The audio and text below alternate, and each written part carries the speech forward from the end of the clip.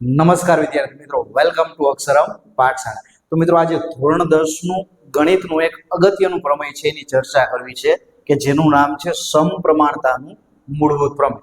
તો આ એવું પ્રમેય છે કે જે દરેક પરીક્ષામાં તમારે, એ બોર્ડની પરીક્ષા હોય, પ્રથમ પરીક્ષા હોય કે તમારી રાઉન્ડ ટેસ્ટ હોય, દરેક પરીક્ષામાં પૂછાતો એક અગત્યનો પ્રમેય એટલે સમપ્રમાણતાનું મૂળભૂત પ્રમેય, કે જે તમારે વિભાગ ડીમાં ફરજિયાતપણે બેઝિક ગણિત અંતર્ગત પૂછાતો હોય છે. તો આ પ્રમેય છે ખૂબ જ અગત્યનો છે. એટલા માટે આપણે આજે ચર્ચા કરવી છે સમપ્રમાણતાનું મૂળભૂત પ્રમેય, કે જે છે 4 માર્ક આપણે આના અંતર્ગત પાકા કરવા છે. ચલો જોઈએ. તો આ પ્રમેય છે એ તમને કઈ રીતે પૂછાઈ શકે એની આપણે વાત કરીએ તો ટોટલ આટલા રીતે તમને પૂછે કે પહેલા આવી રીતના પૂછીએ કે સમપ્રમાણતાનું મૂળભૂત પ્રમેય લખો અને સાબિત કરો. બીજી રીત તમને આ રીતના પૂછીએ કે થેલ્સનું પ્રમેય લખો અને સાબિત કરો.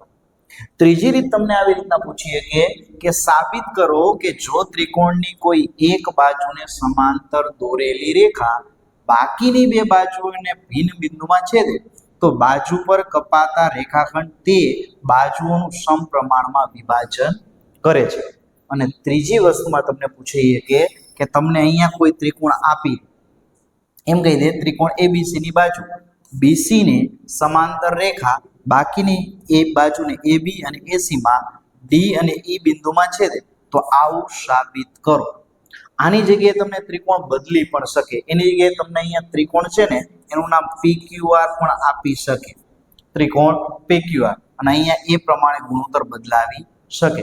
તો અહીંયા બધા જ વખતે એક જ વસ્તુ કરવાની છે, જ્યાં જ્યાં ચેન્જ હશે ત્યાં હું તમને કહેતો જઈશ. બાકી જો તમને એવું પૂછે ને સમપ્રમાણતા અથવા થેલ્સ, તો તમારે આ જ પ્રમેય કરવાનું થશે. અને બાકી ઘણી વખતે તમને વિધાન પણ આવી રીતે આપે છે. તો ચર્ચાની શરૂઆત કરીએ. તો સૌપ્રથમ સમપ્રમાણતાનું મૂળભૂત પ્રમેય તમારે શીખવું હોય તો એના માટે બેઝિક બે વસ્તુનો આપણા પ્રમેયનો ઉપયોગ થવાનો હોય તો એની વાત કરીએ. તો અહીંયા પહેલા જોઈએ ત્રિકોણનું ક્ષેત્રફળ.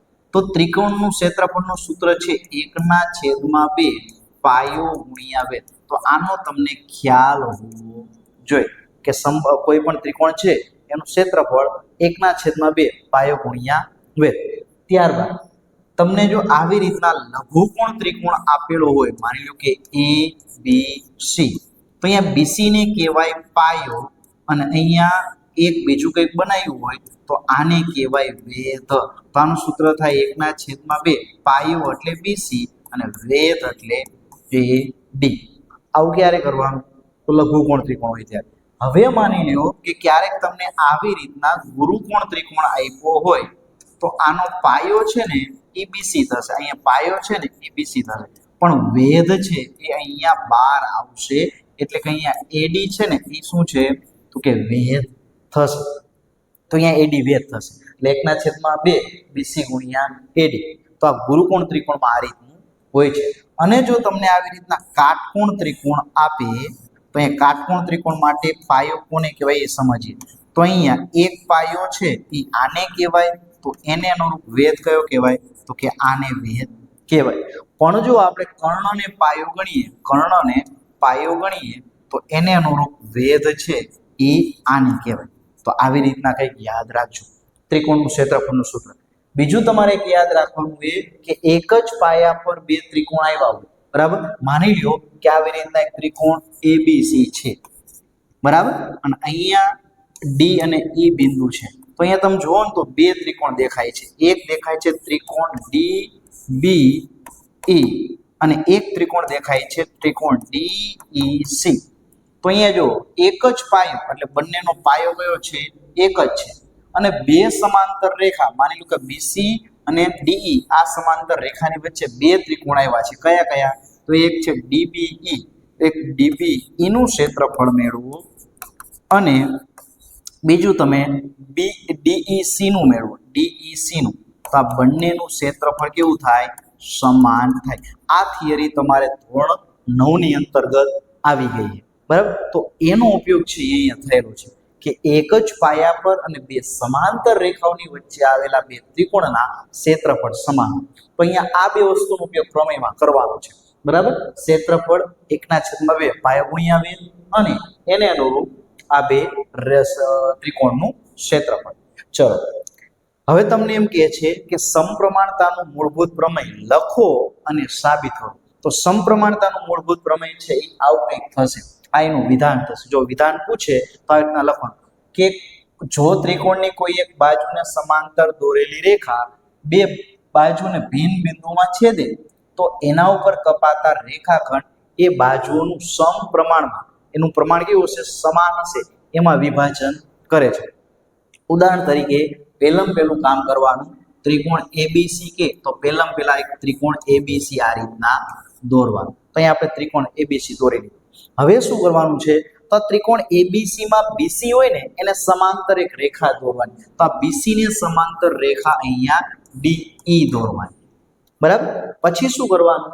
તો કે અહીંયા પછી ડી ને, બી ને, સી ને, ડી ને જોડી દેવાનું, બી ને અને ઈ ને જોડી દેવાનું. હવે એને લંબ થાય એવા બે વેધ દોરવાના છે. ઉદાહરણ તરીકે ડી એમ અને ઈ એમ, આવા બે આપણે શું કર્યા? તો કે આવા બે વેધ બનાવ્યા. બરાબર. હવે પ્રમેય કહેવાય કોને? તો કે પ્રમેય એટલે શું?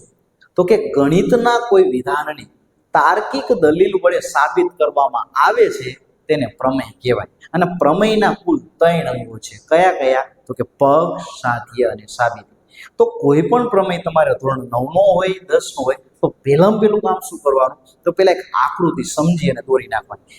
એક વખત આકૃતિ સમજાઈ ગઈ, દોરી નાખી એટલે તમને અડધો પ્રમેય તમારો પૂર્ણ થઈ જશે. બરાબર. તો અહીંયા આપણે શરૂઆત કરીએ પક્ષથી. તો અહીંયા પક્ષ શું આવશે?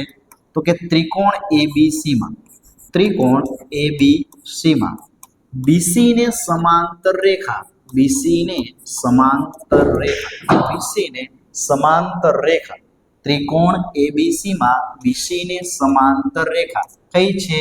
ડી.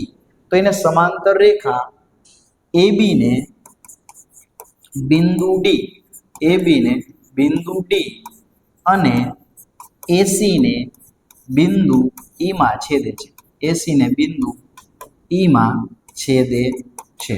ચલો આ વસ્તુ તમને સમજાવી જોઈએ. પેલા શું કીધું? ત્રિકોણ એબીસી માં બીસી ને સમાંતર રેખા ડીઈ એ એબી ને બિંદુ ડી અને એસી ને બિંદુ ઈ માં છેદે છે. પછી આવે સાધ્ય. તો સાધ્ય એટલે શું? તો આપણે જે સાબિત કરવાનું છે. તો આપણે સાબિત શું કરવું છે? કે જે બે રેખાખંડ કપાય છે ને એ સમપ્રમાણમાં વિભાજન કરે છે. સમપ્રમાણમાં વિભાજન કરે છે એટલે આ એડી અને ડીબી આ બેનો તમે ગુણોત્તર લો, એડી છેદમાં ડીબી. એડી અને ડીબી નો તમે ગુણોત્તર લો તો એ કેટલો મળે? તો કે એઈ છેદમાં ઈસી જેટલો ગુણોત્તર મળશે. અહીંયા એડી ભાગ છેદમાં ડીબી, એઈ અને ઈસી જોવાનો ગુણોત્તર લઈએ તો સમાન ગુણોત્તર મળશે. આ તમને સમજાતું હશે. બરાબર. પહેલા આકૃતિ દોરી, ત્યારબાદ શું લખ્યું? કે ત્રિકોણ એબીસી માં બીસી ને સમાંતર રેખા ડી, આ બીસી છે ને સમાંતર રેખા ડી એ એબી ને બિંદુ ડી માં અને એસી ને બિંદુ ઈ માં છેદે. ત્યારબાદ સાધ્ય કે જે સાબિત કરવાનું છે કે એડી છેદમાં ડીબી, એઈ છેદમાં એસી. ચલો ત્રીજું અંગ છે સાબિતી. તો સાબિતી છે ને એમાં આપણે ક્યાંથી શરૂઆત કરી? તો અહીં લખી કે ત્રિકોણ એબીસી માં, જે આ ત્રિકોણ એબીસી છે ને એમાં બિંદુ સી ને ડી સાથે જોડો, બિંદુ સી ને ડી સાથે અને બી ને ઈ સાથે જોડો, બિંદુ બી ને ઈ સાથે જોડો, બિંદુ બી ને ઈ સાથે જોડો. ચલો પહેલો મુદ્દો આ કે સી ને ડી એરે જોડી દો અને બી ને ઈ સાથે જોડી દો. કે ત્રિકોણ એબીસી માં અહીંયા જે બિંદુ સી છે ને એને ઈ સાથે ડી સાથે જોડી દો અને બી ને ઈ સાથે જોડી દો.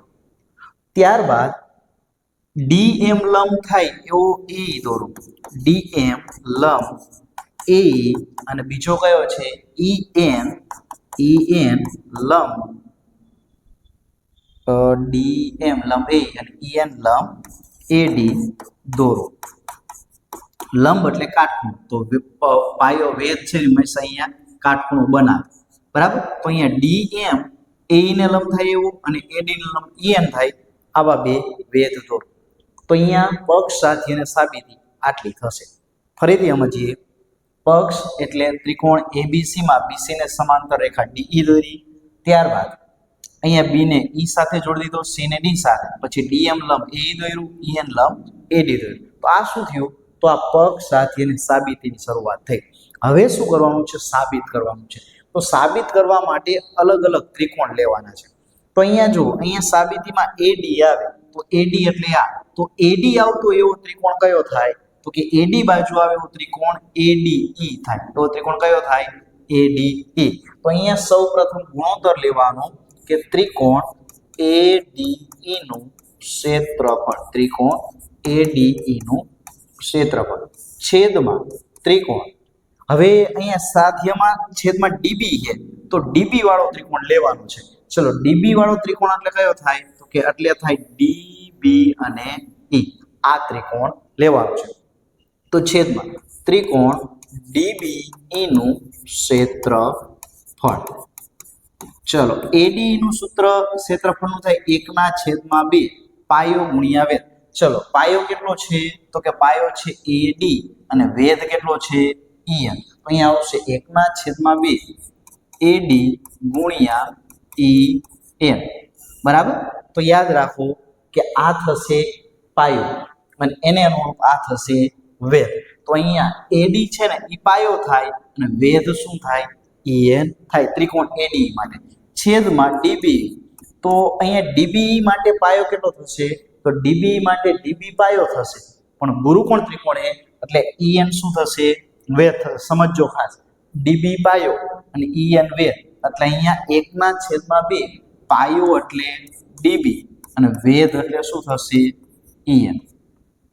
ફરીથી ત્રિકોણ ડીબી નું ક્ષેત્રફળ, આ થશે આપણો પાયો અને આ થશે આપણો ઈએન વેધ. હવે 1/2 ઉડી જશે, ઈએન ઉડી જશે, એટલે અહીંયા શું વધશે? તો કે અહીંયા વધશે એડી ના છેદમાં ડીબી. આને કહેવાનું છે સમીકરણ નંબર 1. બરાબર? અહીંયાથી આ સમાન ભાગ 1/2 ઉડી જશે અને ઈએન પણ ઉડી જશે. ચલો, હવે આગળ બીજું ત્રિકોણ લઈએ. તો સામે શું સાબિત કરવાની? એઈ.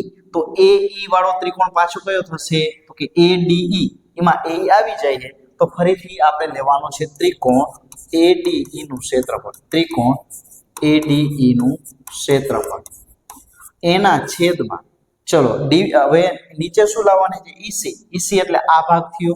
તો ઈસી વાળો ત્રિકોણ કયો થાય? તો કે ઈસી વાળો ત્રિકોણ થાય ડીઈસી. તો અહીં નીચે આવશે ત્રિકોણ ડીઈસી નું ક્ષેત્રફળ. ત્રિકોણ ડીઈસી નું ક્ષેત્રફળ. સામેની બાજુ 1/2 પાયો. પાયો એટલે કેટલો થાય આનો? પાયો થાય એઈ અને ડીએમ થાય વેધ. તો 1/2 એઈ ગુણ્યા વેધ કેટલો થશે? તો કે ડીએમ થશે. એના છેદમાં 1/2. ચલો, એડી નો પાયો એઈ લીધો ત્યારે વેધ ડીએમ થયું. હવે ડીઈસી માટે ઈસી શું થશે?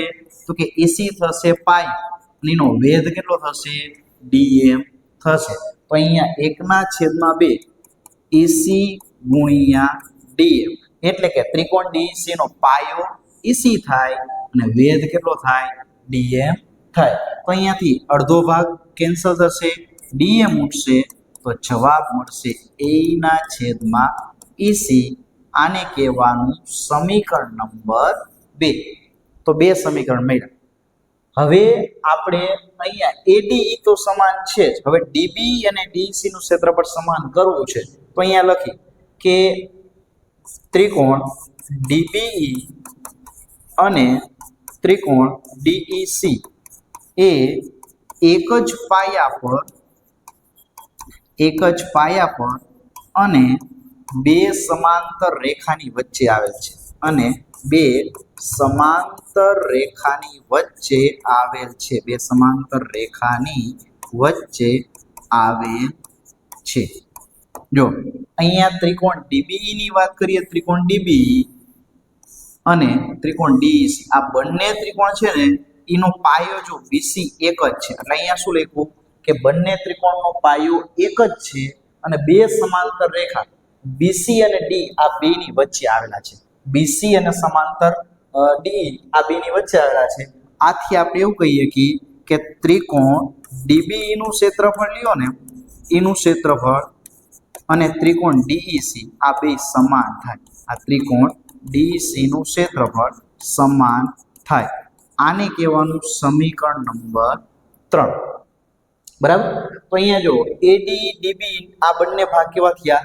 સમાન. તો અહીંયા આપણે લખશું સમીકરણ 1 2 અને 3 પરથી 1 2 અને 3 પરથી આપણે શું કહી શકીએ કે આ પ્રથમ ભાગ AD છેદમાં DB એ કેટલો થશે? તો કે A છે AD છેદમાં DB એ કેટલો થશે?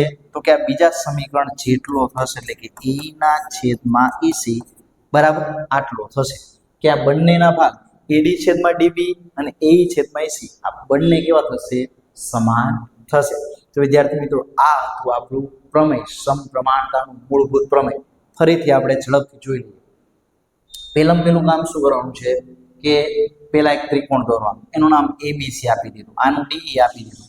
DM EN દોરો, B ને E ને જોડ દો. પક્ષ ત્રિકોણ ABC માં BC ને સમાંતર રેખા AB ને બિંદુ D માં અને AC ને બિંદુ E માં છેદે. સાધ્ય આ પહેલો ભાગ છેદમાં બીજો ભાગ, પહેલો ભાગ છેદમાં બીજો ભાગ. આવું આપણે સાબિત કરવું છે. સાબિતીની શરૂઆત ક્યાં કરી કે બિંદુ C ને D સાથે અને બિંદુ B ને E સાથે જોડી. ત્યારબાદ શું કીધું છે તો કે ત્યારબાદ આપણે બંને ત્રિકોણનું ક્ષેત્રફળ મેળવ્યું. બરાબર કે AD છેદમાં DB. હવે એ ક્યાંથી ખબર પડે? તો અહીંયા AD છેદમાં DB જોવાનું. AD જેમાં આવતું હોય એ એવો ત્રિકોણ લો અને DB આવતું હોય એવો ત્રિકોણ લો. અહીંયા AE વાળો ત્રિકોણ લો, અહીંયા EC વાળો. તો અહીંયા બંનેના ક્ષેત્રફળ મેળવશું તો બે સમીકરણ મળશે. છેલ્લે કહી દેવાનું કે બંનેના ક્ષેત્રફળ સમાન છે. શા માટે? કેમ કે બે સમાંતર રેખાની વચ્ચે આવી હોય BC અને D અને બેનો પાયો એક જ છે. તો આવી થિયરી તમારે 9માં આવતી અને મેં તમને આગળ પહેલા સમજાવી. તો 3 સમીકરણ ઉપરથી આપણે જે સાબિત કરવું છે એ સાબિત થઈ જશે. તો વિદ્યાર્થી મિત્રો આ હતું આપણું ખાસ અગત્યનું થેલ્સનું મૂળભૂત પ્રમેય. બરાબર છે કે જે તમારી દરેક પરીક્ષામાં 4 ગુણમાં આ અવારનવાર પૂછાવું છે. તો આ વિડીયો તમને ન સમજાણો હોય તો 1 થી 2 વાર હજી 1-2 વાર જુઓ. બરાબર અને આને સમજો અને વારંવાર લખવાની પ્રેક્ટિસ કરો. પહેલી વાર લખશો થોડી ભૂલ થશે, બીજી વાર લખશો થોડી ઓછી ભૂલ થશે. એવું વારંવાર ક્રમશઃ કરશો ને એટલે એક સમય એવો આવશે કે તમે પરફેક્ટ છે આ પ્રમેય તમે લખી શકશો. બરાબર છે. તો આ હતું આપણું થેલ્સનું મૂળભૂત પ્રમેય. આવતા લેક્ચરમાં શેની વાત કરવી છે તો કે આવતા લેક્ચરમાં આપણે ચર્ચા કરવી છે વર્તુળના બે પ્રમેય છે 10.1 અને 10.2. આ બંને પ્રમેયની ચર્ચા આપણે આવતા લેક્ચરમાં કરવું છે. બરાબર. તો તમારે શું કરવાનું છે તો કે આના માટે તમારે આપણી આ YouTube ચેનલને સબસ્ક્રાઇબ કરી લેવાની છે.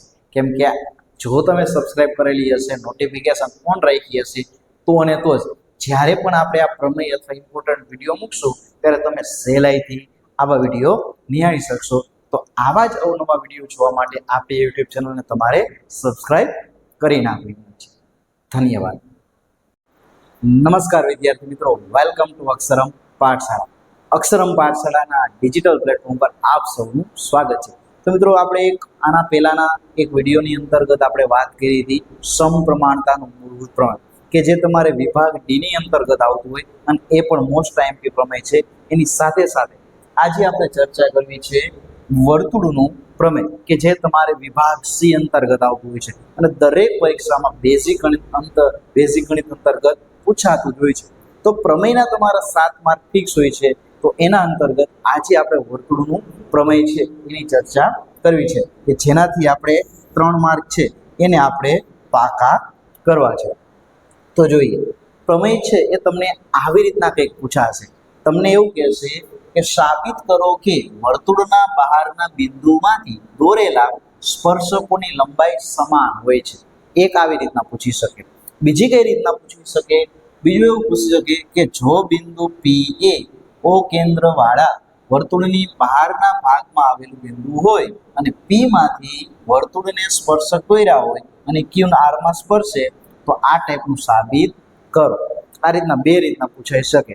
તમને બધા જ તમને નામ આપી દે અથવા તો તમે આવી રીતના કંઈક કહે. હવે અહીંયા સમજવું, અહીંયા આપણે એક શબ્દ આવ્યો છે સ્પર્શક. તો આપણે પ્રમેય શરૂઆત કરીએ એના પહેલા એક સમજવું પડશે સ્પર્શક કહેવાય કોને, બરાબર છે? તો આપણે થોડુંક સ્પર્શક વિશે સમજવાનો પ્રયત્ન કરીએ. આ માની લ્યો કે એક વર્તુળ છે, આ વર્તુળનું કેન્દ્ર છે. હવે આ વર્તુળનું કેન્દ્ર O છે અને અહીંયા વર્તુળ ઉપર એક બિંદુ આવેલું છે P નામનું એક બિંદુ આવેલું છે.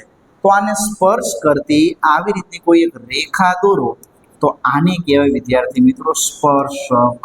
શું કહેવાય? સ્પર્શક. અને આ જે બિંદુ છે એને કહેવાય સ્પર્શ બિંદુ. એક સ્પર્શકની આ થયું. હવે માની લ્યો કે વર્તુળ છે એ આવી રીતના એક વર્તુળ છે, એનું કેન્દ્ર O છે. વર્તુળની બહારનું બિંદુ એક આવેલું છે P.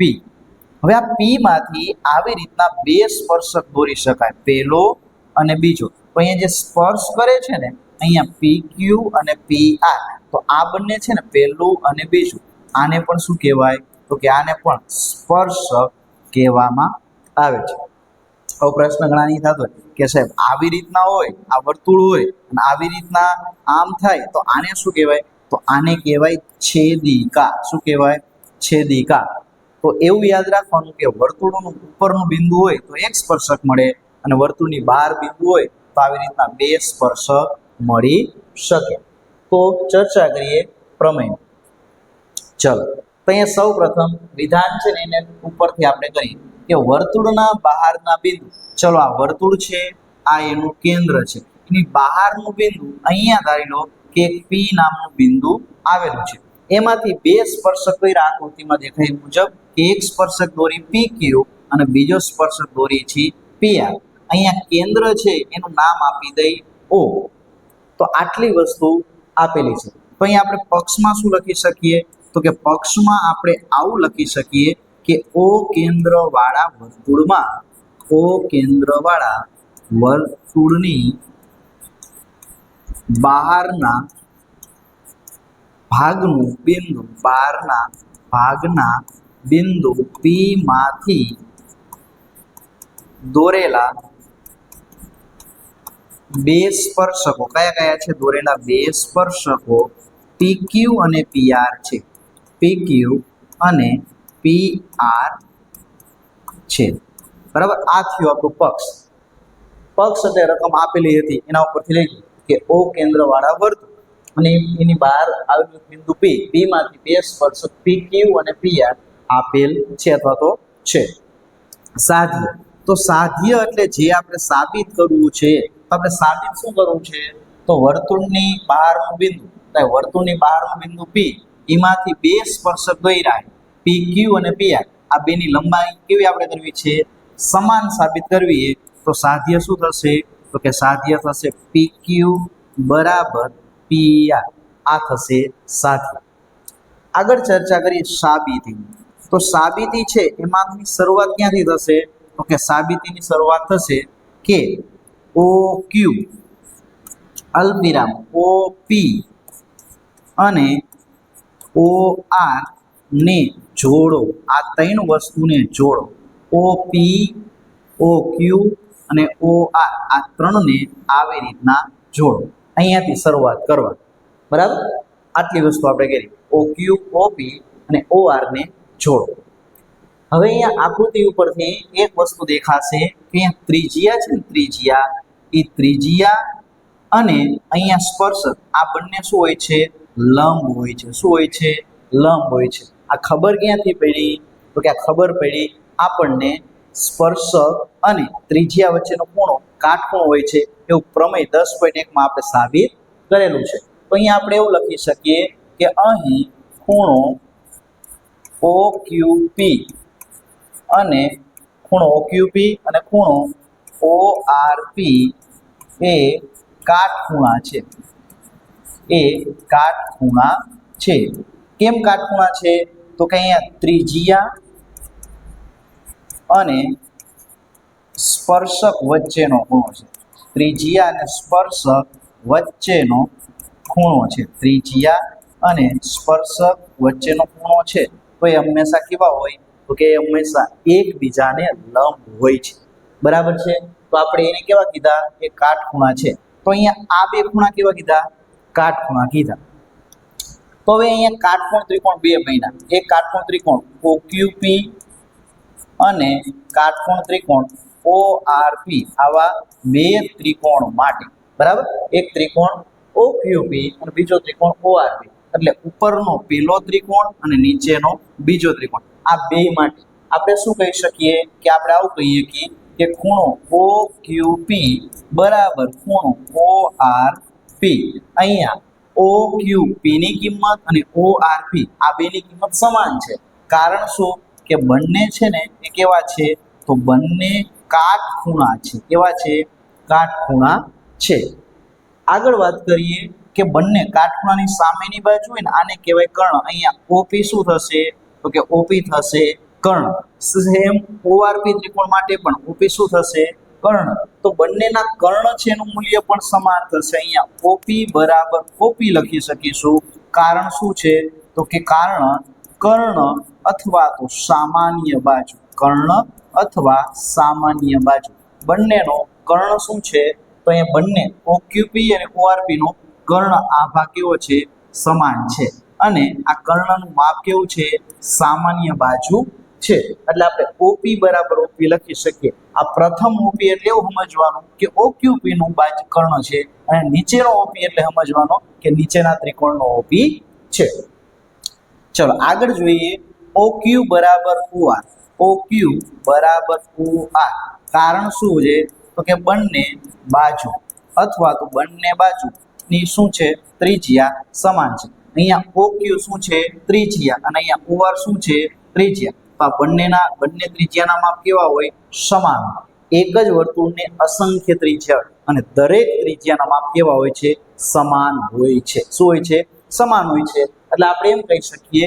કે OQ અને OR આ બંને કેવા છે સમાન છે કારણ ત્રિજ્યા તો અહીંયા તમે જોઈ શકો છો એ મુજબ અહીંયા કા શબ્દ લો અહીંયા ક લો અહીંયા બા લો તો કાકબા શરત અનુસાર કઈ શરત કાકબા શરત અનુસાર બંને ત્રિકોણ છે કેવા થશે તો કે સમરૂપ થશે એક રૂપ ત્રિકોણ થશે તો અહીંયા આપણે એમ કહી શકીએ કે કાકબા શરત અનુસાર